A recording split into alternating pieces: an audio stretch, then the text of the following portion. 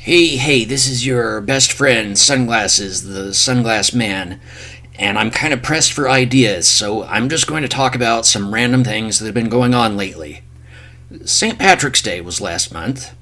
People like to celebrate St. Patrick's Day with drinking unnaturally colored adult beverages and cooking Blarney Stones, a peanut covered cake snack that was popular in some regions. And these were all the rage back home when I was growing up, and I just assumed they were a universal St. Patrick's Day tradition until I went to college and figured out most people had never heard of these things except for my hometown and possibly some parts of Wisconsin.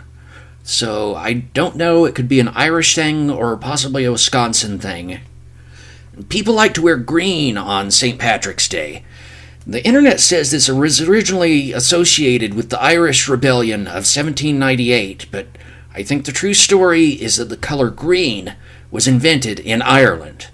That's how we know that Gumby is Irish, and that the shield guy from Lost Vikings is actually from Ireland. You know that guy from the game with the Vikings? Oh no, I can't remember. I can't remember the Viking guy's name.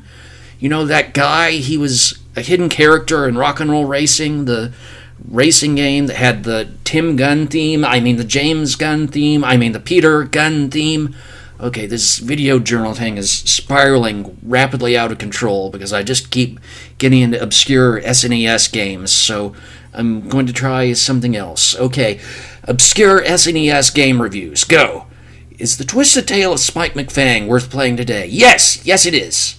You'd think it was a horror game because there are vampires in it, but they're the kind of vampires that eat tomatoes and fight garlic creatures which exist for some reason, so it's actually not very scary.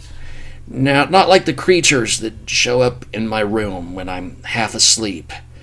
The gaunt, shrouded figure with ghostly pale eyes that walks through the closed door and speeds motionlessly towards me, rattling quietly,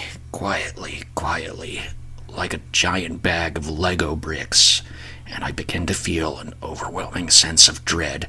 So anyway, play Spike McFang if you can find it. It is reasonably awesome. And you know what else is awesome is my new sponsor, Hourly Ferret. Have you ever been in need of a ferret, but you didn't have time to train one on your own? Well, you're in luck because for the low price of $49.99 a year, Hourly Ferret will let you borrow up to 3 ferrets a week. They can help you clean the coins out of your washing machine, search the yard for enemy landmines, help you grind for levels before you take on the Mana Fortress. Just make a call from the app, and they'll send a ferret over via their system of pneumatic underground tubes straight into your living room. This doesn't make any sense. Does anyone actually use this service? Special thanks to my supporters on Patreon. My one supporter on Patreon. I think it's Olivia.